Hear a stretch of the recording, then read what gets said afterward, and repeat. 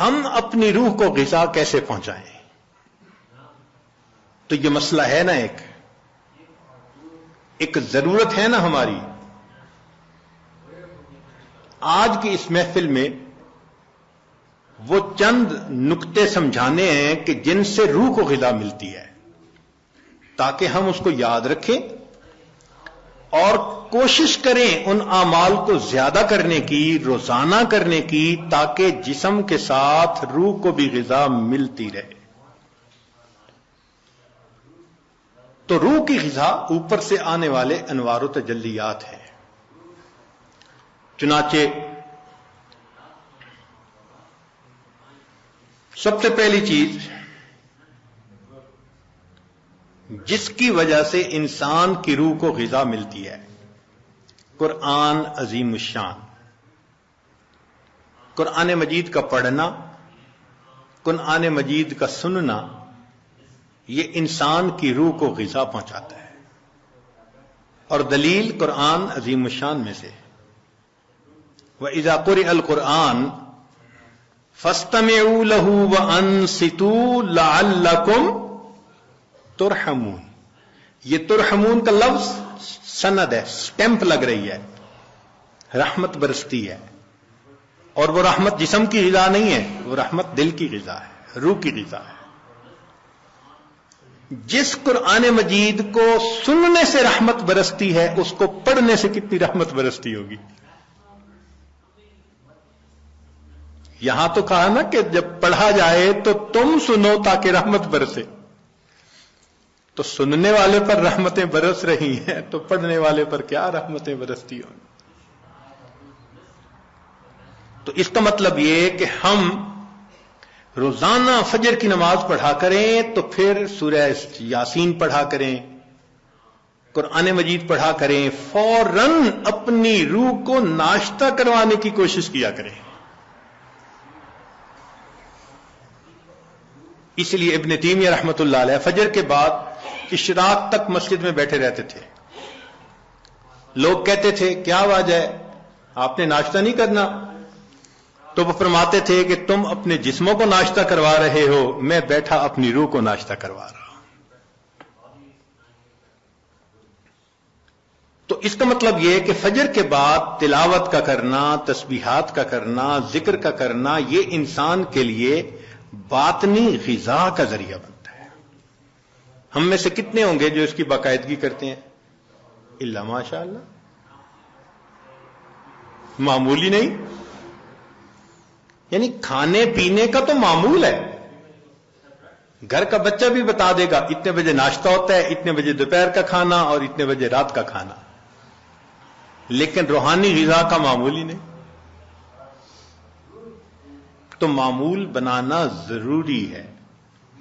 جتنے لوگ اولیاء بنے اس دنیا میں، یہ وہ لوگ تھے جو معمولات کرتے تھے باقاعدگی کے ساتھ، تب ان کو وہ نعمت ملی. اتفاقاً نہیں کوئی ولی بن جاتا، اس کے پیچھے محنت ہوتی ہے، تب اللہ کی رحمت متوجہ ہوتی ہے. تو معلوم ہوا کہ ہم تہجد میں اٹھیں، فجر سے پہلے یا فجر کے بعد، اس نیت سے یہ اعمال کریں کہ یہ چیز ہمارے لیے روح کی غذا بنے گی.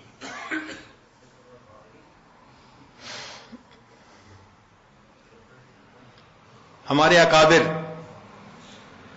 جب دن کے کام کاج سے فارغ ہوتے تھے تو مصلی پہ آ جاتے تھے، رات گزار دیتے تھے مصلی کے اوپر.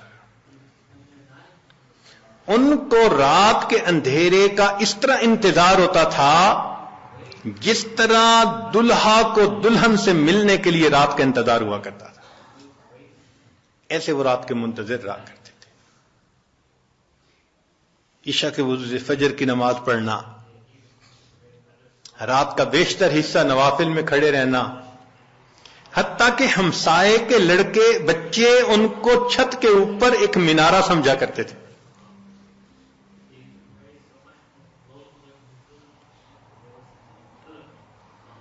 تو اتنا تو وہ اللہ کی یاد کیا کرتے تھے نا، قرآن پڑھا کرتے تھے. اور ہمارے قریب کے زمانے کے بزرگوں کا معمول ایک منزل روزانہ کا. اس عاجز کے والد صاحب حافظ نہیں تھے مگر پوری زندگی ایک منزل روزانہ پڑھنا ان کا معمول تھا. ہم نے بچپن سے لے کے اپنے بال سفید ہونے تک اپنے والد کو ہر جمعرات کو ختم قرآن کرتے دیکھا ہے. ہر جمعرات کو ان کا ختم ہوتا تھا. ناظرہ پڑھتے تھے تو معمول تھے ان کے. ہم بھی سوچیں اس کے اوپر کہ ہمارا بھی کوئی دن قرآن مجید کی تلاوت کے بغیر نہ گزرے. زیادہ نہیں کر سکتے تو چلو تھوڑا صحیح مگر کریں تو صحیح نا. یہ تو نہیں کہ کئی دن گزر جاتے ہیں قرآن مجید کئی گھروں میں کھولنے والا ایک بھی نہیں ہوتا.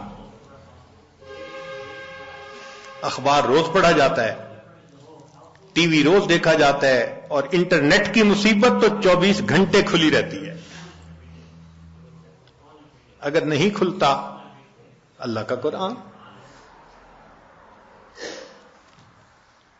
تو اپنی روح کو غذا پہنچانے کے لیے ہمیں قرآن مجید کی تلاوت کا معمول روزانہ لازماً پورا کرنا چاہیے. بس یہ نیت کریں کہ ناشتہ چھوٹتا ہے تو چھوٹ جائے, قرآن مجید کا معمول نہ چھوٹے ہمارا, اس پابندی کے ساتھ. اچھا صبح نہیں پڑھ سکے تو شام پڑھ لیں. نبی علیہ الصلوۃ والسلام کی تو ماشاءاللہ سنت ہی یہی ہے. کچھ صورتیں ہیں جو صبح پڑھنا مسنون ہے, کچھ ظہر کے بعد, کچھ مغرب کے بعد, کچھ عشاء کے بعد سونے سے پہلے. حدیث پاک میں آتا ہے نبی علیہ السلام سونے سے پہلے سورہ ملک پڑھا کرتے تھے. یہ کیا چیز تھی؟ جیسے آپ کچھ دیر کے بعد نا کینڈی کھا رہے ہوتے ہیں, بسکٹ کھا رہے ہوتے ہیں, فلاں چیز کھا, یہ اسی طرح ہے کہ معمول ساتھ ساتھ چلتا رہتا ہے, روح کو غذا ملتی رہتی ہے. تو جتنی مسنون صورتیں ہیں یاد کریں اور ان کو دن کے مختلف اوقات میں پڑھنے کی عادت بنا لیں, از خود غذا ملتی جائے گی.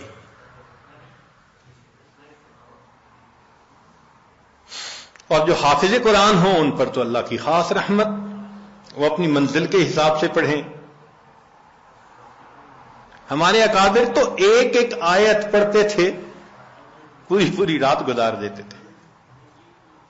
پہلے یہ بات ذرا عجیب لگتی تھی کہ ایک آیت پڑھتے پوری رات. پھر ایک چیز نکل آئی جس کا نام ہے چنگم.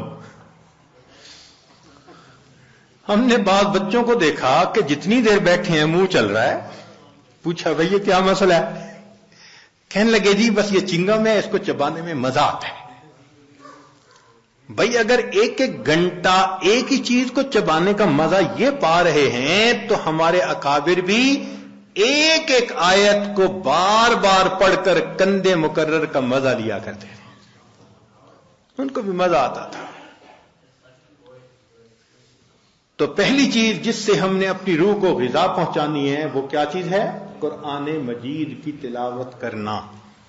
صرف ثواب کی نیت نہیں ہونی, ثواب تو ملے گا, یہ بھی نیت ہونی ہے کہ میں نے اس کو آداب کے ساتھ, توجہ کے ساتھ اس طرح پڑھنا ہے کہ اللہ کی رحمتیں برسیں اور میرے دل کی ظلمت کو دھو دیں.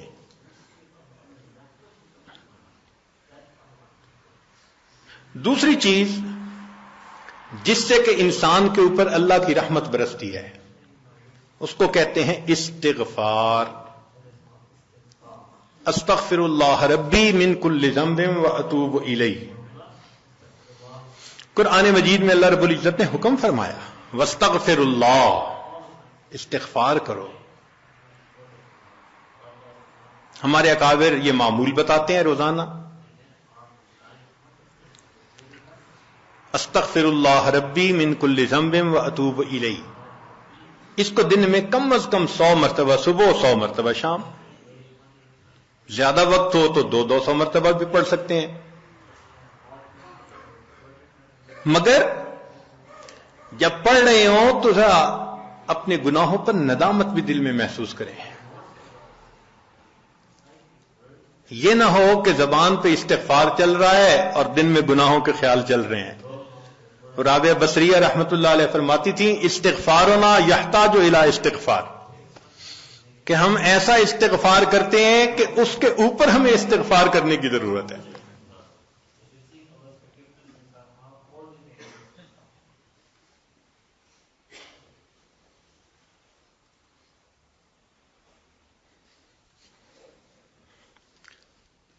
سبح برکف توبہ برلب دل پر از لطف گناہ. ہاتھ میں تسبیح، زبان پہ توبہ اور دل گناہ کی لذت میں پڑا ہوا ہے. معصیت را خن میں آیت بر استغفار ما، میرے استغفار کے اوپر تو گناہ بھی کھڑا ہنس رہا ہے. تو ایسا استغفار نہ ہو.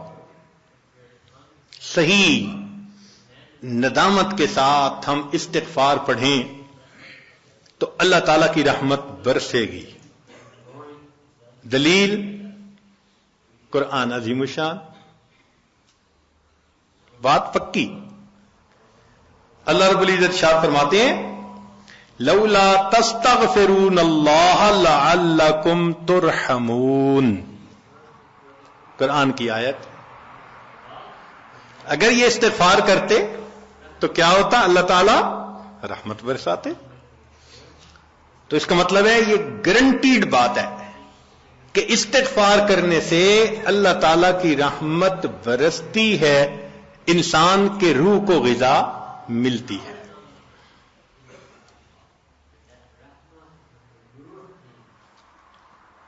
پھر تیسری چیز جس سے کہ اللہ تعالی کی طرف سے رحمت اترتی ہے، درود شریف کا پڑھنا. حدیث مبارکہ میں آتا ہے جو شخص ایک دفعہ درود شریف پڑھتا ہے اللہ تعالیٰ 10 رحمتیں اتارتے ہیں. تو 10 رحمتوں کا اترنا اس بات کی دلیل کہ روح کو غذا ملتی ہے، نور اترتا ہے انسان کے اوپر. ہمارے مشائخ نے فرمایا کہ 100 مرتبہ صبح اور 100 مرتبہ شام، کم از کم اتنا تو درود شریف ضروری پڑھ لیں.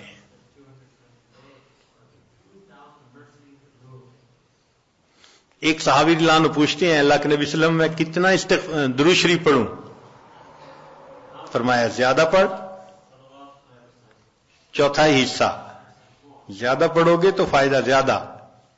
اللہ کے نبی صلی اللہ علیہ وسلم آدھا حصہ. بھائی زیادہ پڑھو گے تو زیادہ فائدہ. 3 حصے.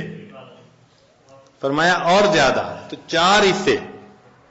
جب انہوں نے کہا کہ میں پورا وقت درود شریف پڑھنے میں لگا دوں گا، نبی اسلام نے فرمایا اذن یغفر لک ذنبک، تیرے گناہوں کو بخش دیا جائے گا اور تیرے غموں کو تیرے سر سے اتار دیا جائے گا. تو درود شریف کے پڑھنے سے اللہ تعالیٰ گناہوں کو معاف کرتے ہیں اور دھو دیتے ہیں. صدیق اکبر رضی اللہ عنہ فرمایا کرتے تھے کہ ٹھنڈا پانی آگ کو اتنا جلدی نہیں بجھاتا جتنا جلدی درود شریف کا پڑھنا انسان کے دلوں کی ظلمت کو مٹا دیتا ہے. سیدنا علی رضی اللہ عنہ فرمایا کرتے تھے کہ اگر اللہ تعالیٰ اور اس کے رسول صلی اللہ علیہ وسلم نے تسبیح، تکبیر، تحمید، تحلیل ان کے فضائل نہ بتائے ہوتے تو میں اپنا پورا وقت درود شریف کے پڑھنے میں گزار دیتا. تو ہم بھی درود شریف پڑھیں کم از کم 100 مرتبہ صبح اور 1 مرتبہ شام. اس سے کیا ہوگا کہ دل کو غذا پہنچ جائے گی. چوتھی چیز اللہ کا ذکر کرنا، ذکر لسانی یا ذکر قلبی جیسا بھی معمول ہو. ذکر کے کرنے سے اللہ تعالی کی رحمت اترتی ہے. اور حدیث پاک سے دلیل نزلت علیہم السکینہ، ان کو رحمت ڈھانپ لیتی ہے. ملائکہ آ جاتے ہیں ان کے اوپر. یہاں لوگ مل بیٹھتے ہیں مختلف جگہوں سے آئے ہوئے اللہ کو یاد کرنے کے لیے. تو ذکر کرنے سے سکینہ کا نازل ہونا بھی اس بات کی دلیل کہ انسان کے دل کو غذا ملتی ہے. ذکر سے ذات کی محبت بھی پیدا ہوتی ہے. جتنا جس چیز کا تذکرہ زیادہ کریں اتنا اس سے محبت ہوتی ہے. تو کثرت ذکر کا حکم اس لیے کہ اس سے اللہ رب العزت کی محبت انسان کے دل میں بڑھتی ہے. یہ نغمہ فصل گلو لالا کا نہیں پابند، بہار ہو کے خزاں لا الہ الا اللہ. ہمیشہ ذکر کرنا ہے، ہر وقت کرنا ہے. موسموں کے بدلنے کا اس پہ اثر نہیں ہوتا. اس لیے ہمارے اکابر صبح شام کا کچھ وقت تھا جس میں تنہائی میں بیٹھ کے اللہ کا ذکر کثرت کے ساتھ کیا کرتے تھے.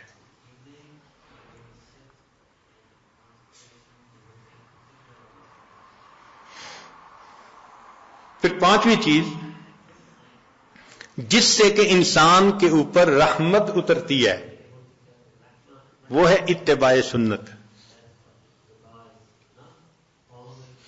جتنا ہر عمل سنت کے مطابق ہوتا جائے گا اتنا اللہ کی رحمت ہم پہ برستی جائے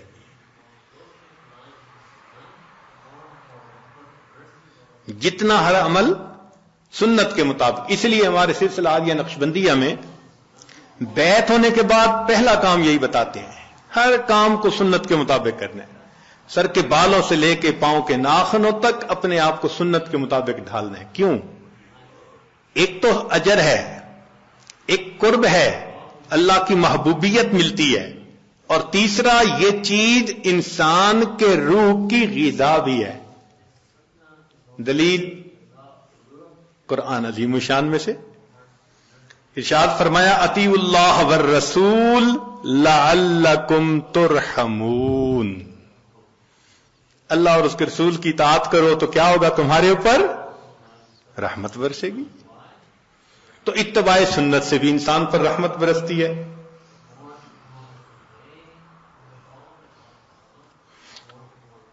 پھر چھٹی چیز اہل اللہ کی صحبت اختیار کرنا. قرآن مجید میں تو حکم دیا گیا یا ایھا الذین آمنوا اتقوا اللہ وکونوا مع الصادقین. یہ کونو حکم ہے، اور حدیث پاک میں بھی حکم دیا گیا. نبی علیہ السلام نے ارشاد فرمایا علیکم بمجالسۃ العلماء واستماع کلام الحکماء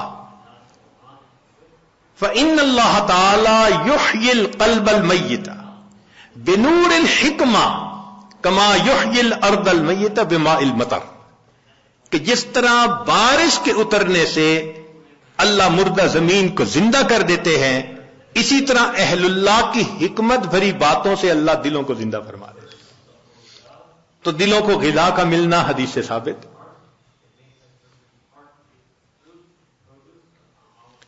اس لیے تو فرمایا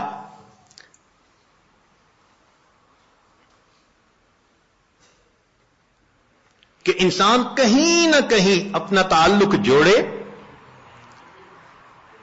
مجدد ثانی رحمۃ اللہ فرماتے ہیں کہ ان مشائخ کی نظر شفا اور ان کا کلام کیمیا ہے.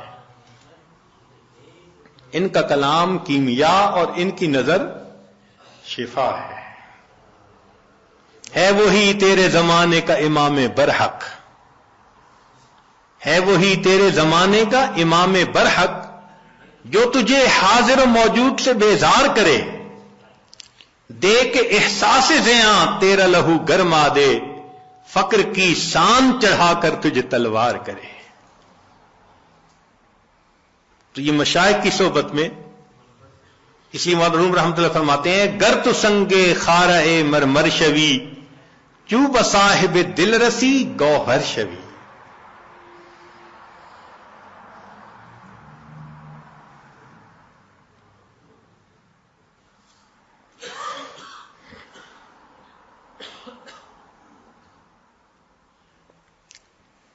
چنانچہ علماء نے لکھا ہے کہ ایسے مشائخ جن کو دیکھ کے اللہ یاد آئے، ان کی صفت ہوتی ہے رویتہ شفا و موعظتہ دوا. ان کی رویت شفا ہوتی ہے اور ان کی بات انسان کے لیے دوا ہوتی ہے، بلکہ فرمایا ينتفع برؤيته قبل روايته. یہ ایسے لوگ ہوتے ہیں ان کی روایت سے پہلے رویت سے ہی فائدہ ہو جاتا ہے بندے کو.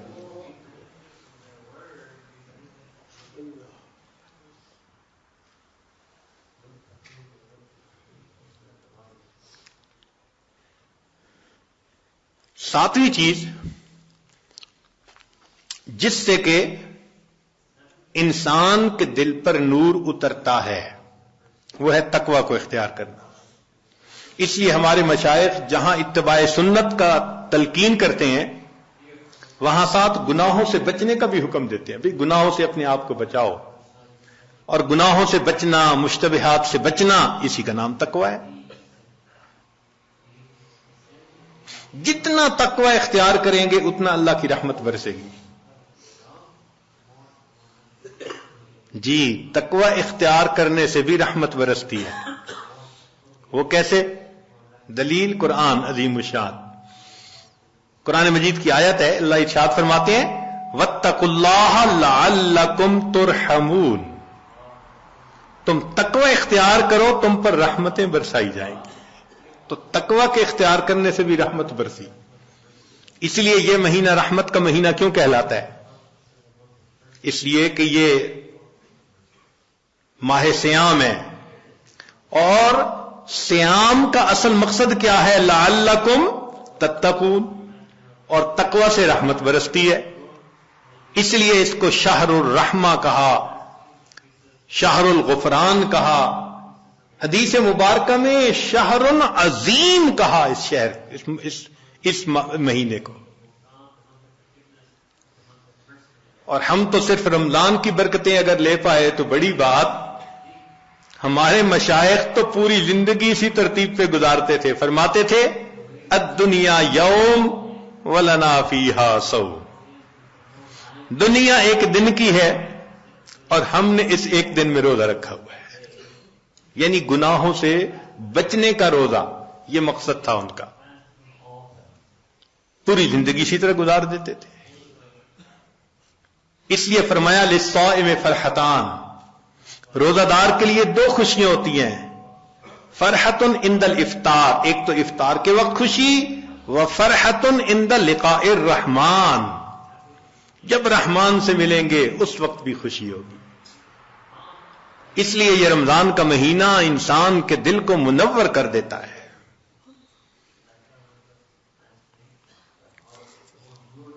ظاہر میں تو نظر آتا ہے کہ جی بھوکا رہنا پڑے گا،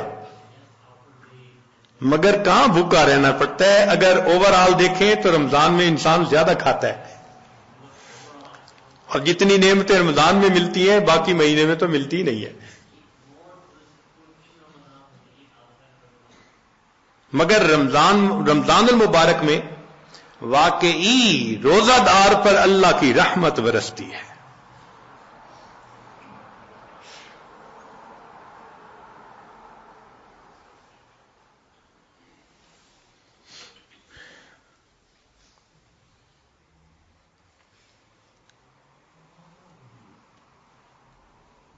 پھر نویں چیز کہ انسان اللہ رب العزت سے دعا بھی مانگے. یہ اعمال بھی کرے اور ان اعمال کو کر کے اللہ تعالی سے دعا بھی مانگے. اے اللہ میرے دل کو منور فرما دیجئے، میرے دل کو غذا پہنچا دیجئے، میری روح کو منور کر دیجئے. اور یہ چیز حدیث پاک سے ثابت ہے. نبی علیہ السلام جب فجر کی سنتیں ادا فرما کے مسجد میں تشریف لے جاتے تھے تو حدیث پاک میں ہے کہ راستے میں نبی علیہ السلام دعا مانگتے تھے اللہم اجعل فی قلبی نورا وفی بصری نورا وفی سمعی نورا وفی وعن یمینی نورا وعن شمالی نورا ومن خلفی نورا ومن امامی نورا واجعل لی نورا. اللہ مجھے ہی نور بنا دے. اب یہ دیکھیے کتنی اہم بات ہے. ہم میں سے کتنوں کا معمول ہے اس دعا کو پڑھنا؟ اللہ ماشاء اللہ بہت کم لوگ ہوں گے جو باقاعدہ پڑھتے ہوں گے. اللہ کے حبیب صلی اللہ علیہ وسلم نے تو ہمارے لیے یہ دعا سکھائی ہمیں.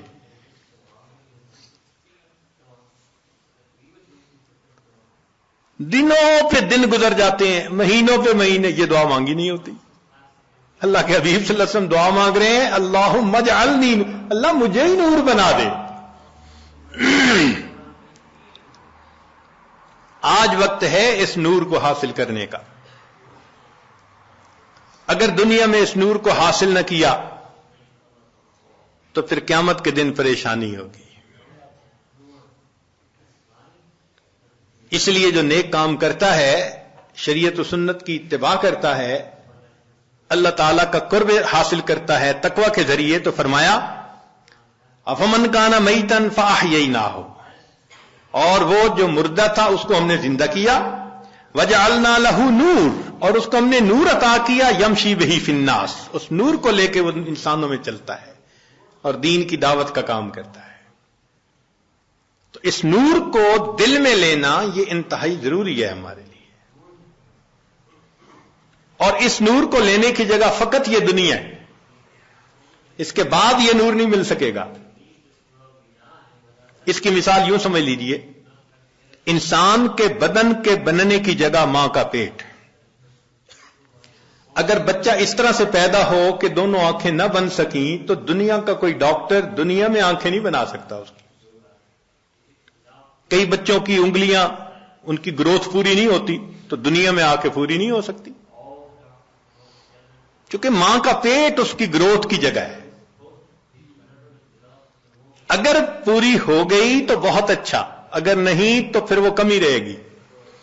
یہی حال انسان کی روح کے معاملے کا، کہ روح کے بننے کی جگہ یہ زمین و آسمان کا پیٹ ہے. بن گئی روح تو بہت اچھا، نہ بنی تو آگے جا کے نہیں بن سکے گی. چنانچہ قیامت کا دن ہوگا تو ایمان والے اپنے نور کو لے کر اللہ کے حضور جائیں گے. یوم تری المؤمنین والمؤمنات یسعی نورہم بین ایدیہم وبایمانہم، ایمان والوں کا نور دائیں اور بائیں ان کے سامنے. جنہوں نے محنت کی ہوگی، 1000 واٹ کا بلب جیسے جلا ہوتا ہے ایسے ان کا نور ہوگا. اور نور چونکہ پھیلتا ہے تو اس لیے ارد گرد منافق بھی ہوں گے. اوپر سے تو بڑے نیک بنتے تھے اور اندر سے غفلت کی زندگی، دورنگی کی زندگی. وہ پھر کہیں گے انظرونا نقتبس من نورکم، ذرا ہماری طرف بھی توجہ کیجئے، ہم آپ کے نور سے فائدہ اٹھائیں. تو ان کو وہاں کیا کہا جائے گا؟ قیل ارجعوا وراءکم فالتمسوا نورا، جاؤ دنیا میں، یہ نور تو دنیا سے ملا کرتا تھا. تو نور ملنے کی جگہ تو یہ دنیا ہے. یہ ہماری خوش نصیبی ہے کہ ہم ابھی زندہ ہیں. اپنے دلوں کو منور کرنا چاہیں تو ہم دلوں کو منور کر سکتے ہیں. جیسے نبی علیہ السلام نے اپنی ایک صحابی کے بارے میں فرمایا، اس کا سینہ تو گلے تک نور سے بھرا ہوا ہے، نور ایمان سے. الا مشاشا، فرمایا گلے تک اس کا سینہ نور ایمان سے بھرا ہوا ہے. ایسے نور ہمارے اندر آ جائے نا تو وہ تو ہم اسی دنیا میں ہی حاصل کر سکتے ہیں. اور اگر اس دنیا میں غفلت کی زندگی گزاری، گناہوں کی زندگی گزاری، تو رب کریم فرماتے ہیں وَمَن لَّمْ يَجْعَلِ اللَّهُ لَهُ نُورًا فَمَا لَهُ مِن نُور، پھر اس کے لیے نور نہیں ہوگا.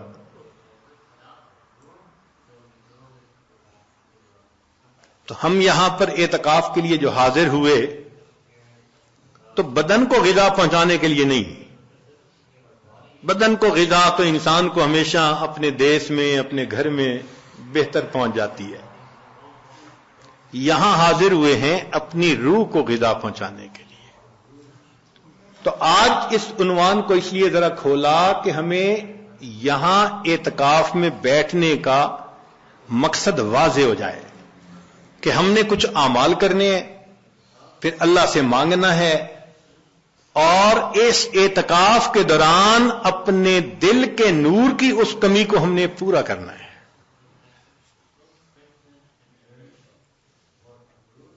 اور اگر اس کمی کو پورا نہ کر پائے اور زندگی کا وقت گزر گیا، پھر حسرت اور ندامت کے سوا کچھ نہیں ہوگا. ذرا سوچئے تو صحیح، قیامت کا وہ دن ہوگا جب انسان روشنی کو تلاش کرتا پھر رہا ہوگا اور اندھیرا ہوگا چاروں طرف. اور پھر اگر حکم دے دیا گیا کہ اس کو لے جاؤ جہنم میں، اللہ اکبر کبیرہ. روح البیان تفسیر میں لکھا ہے کہ 10 جانور جنت میں جائیں گے. ایک بقرہ گائے جائے گی جس کو ذبح کرنے کا موسیٰ علیہ السلام کو حکم ہوا تھا. یونس علیہ السلام کی حوت مچھلی، القبش اسماعیل علیہ السلام کا، ان کی جگہ جو مینڈا ذبح ہو گیا تھا وہ بھی جنت میں جائے گا. اجل ابراہیم علیہ السلام کا، جس کو وہ بھون کے لائے تھے فرشتوں کو کھلانے کے لیے. نملہ سلیمان علیہ السلام کے لشکر کو دیکھ کر جس چیونٹی نے بات کی تھی، النمل ایتھا النمل ادخلوا مساکنکم، وہ چیونٹی بھی جنت میں جائے گی. ہدہد جس نے سلیمان علیہ السلام سے گفتگو کی تھی وہ پرندہ بھی جائے گا. صالح علیہ السلام کی ناقہ اونٹنی بھی جنت میں جائے گی، اور نبی علیہ الصلوۃ والسلام کی ناقہ بھی جنت میں جائے گی. اور عزیر علیہ الصلوۃ والسلام کا گدھا بھی جنت میں جائے گا. اور 10واں اصحاب کہف کا کتا بھی جنت میں جائے گا. اب ذرا غور کیجئے وہ کیا منظر ہوگا کہ یہ جانور تو جا رہے ہیں جنت میں، اور جس کو اللہ نے آنکھیں دی، دل دماغ دیا، نعمتیں دی، وہ انسان اپنی غفلتوں کی وجہ سے جہنم میں.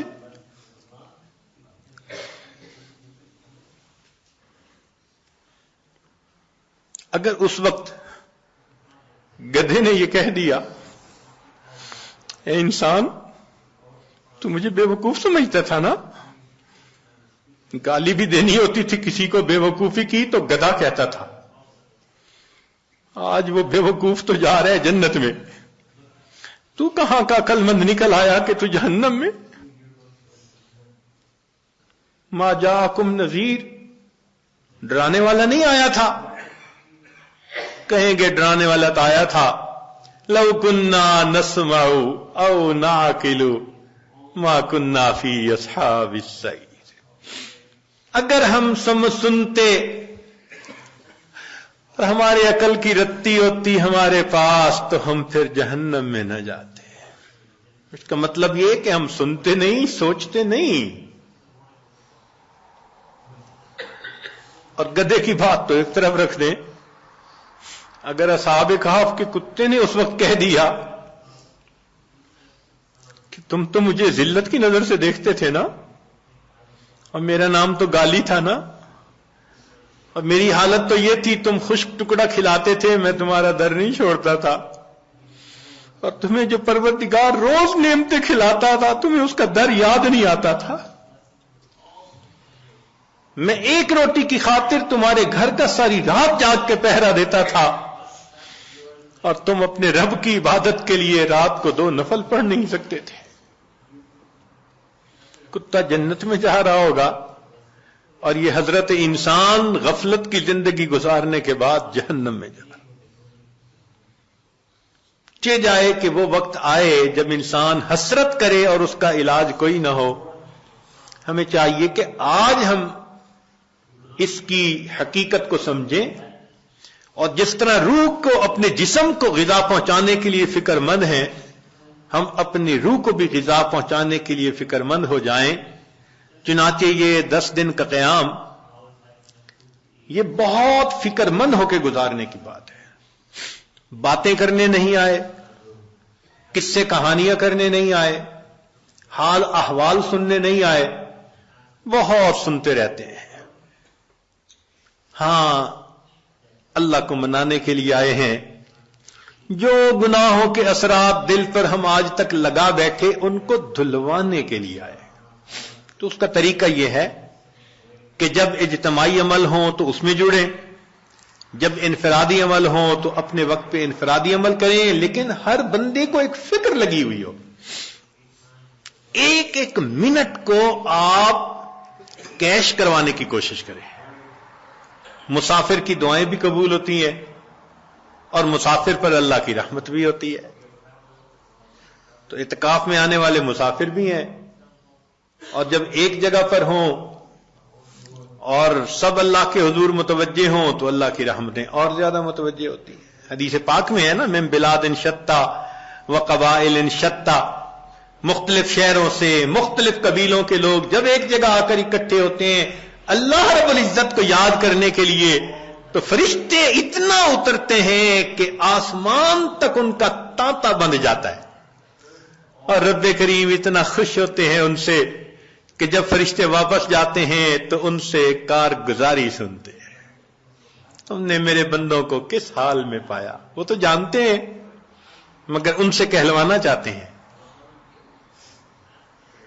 اور بالآخر فرماتے ہیں کہ اچھا ان کو کہہ دو کہ یہ بخشے بخشائے اپنے گھروں کو چلے جائیں، میں نے ان کے گناہوں کو ان کی نیکیوں میں تبدیل فرما۔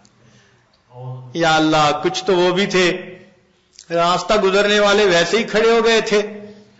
رب کریم اتنا خوش ہوتے ہیں کہ فرماتے ہیں اچھا ہم قوم لا یشقا جلیس، ایسے لوگ ہیں ان کے پاس بیٹھنے والا بدبخت نہیں ہوتا۔ تو جب پاس بیٹھنے والا بدبخت نہیں ہوتا تو جو خود اس قوم میں شامل ہوں وہ کیسے بدبخت ہو سکیں گے؟ اور ہمارے مشائخ نے لکھا کہ بدبخت وہ ہوتا ہے جو ایمان کے بغیر دنیا سے چلا جائے۔ تو یہ حدیث پاک اشارہ کر رہی ہے کہ ایسی محفلوں میں بیٹھنے والا بندہ بالآخر دنیا میں ایمان کی سلامتی کے ساتھ چلا جاتا ہے۔ تو ان محفلوں کی قدر کریں، فکر کریں، اپنے سیل فون کو یا تو سائلنٹ کر دیں یا بند ہی کر دیں 10 دن کے لیے۔ یہاں گھنٹی کی آواز نہ سنائی دے، بات کی آواز نہ سنائی دے۔ جب نہیں تھے یہ سیل فون، دنیا کے کام کاروبار پھر بھی چلتے تھے، 10 دن کے لیے بند ہو جائے گا، کام کاروبار پھر بھی چلیں گے۔ نہ آسمان پہلے گرا تھا نہ اب گرے گا، تو اتنا اہم نہ اس کو بنائیں۔ اب اس کو ایک طرف کر کے تلاوت میں لگے ہوں، تسبیحات میں لگے ہوں، نمازوں میں لگے ہوں، دعا میں لگے ہوں، اجتماعی عمل میں، بس ان اعمال میں، قرآن مجید کی تلاوت میں آپ لگے رہیں۔ اللہ تعالی ہم میں سے کسی کی عاجزی کو تو قبول فرما لیں گے نا۔ آخر اتنے لوگ جو ہیں کتنے ٹوٹے دلوں کے ساتھ یہاں پہنچے ہیں اور کتنے مجاہدوں کے ساتھ پہنچے ہیں۔ انتظام نہیں تھے، مشکل سے انتظام ہوا، چھٹیاں نہیں ملتی تھی، دعائیں مانگ مانگ کے چھٹیاں لی، کیسی کیسی کوشش کے بعد بالآخر یہاں پہنچے۔ اللہ تعالیٰ قدردان ہے، وہ یقیناً آنے کی قدر فرمائیں گے۔ تو ہم اپنے اس وقت میں اللہ تعالیٰ کی رحمت کو اپنی طرف متوجہ کریں، پروردگار عالم ہمارے گناہوں کو معاف فرمائے اور ہمارے اس 10 دن کو ہمارے لیے اپنے قرب کا ذریعہ بنائے۔ وآخر دعوانا ان الحمد للہ رب العالمین۔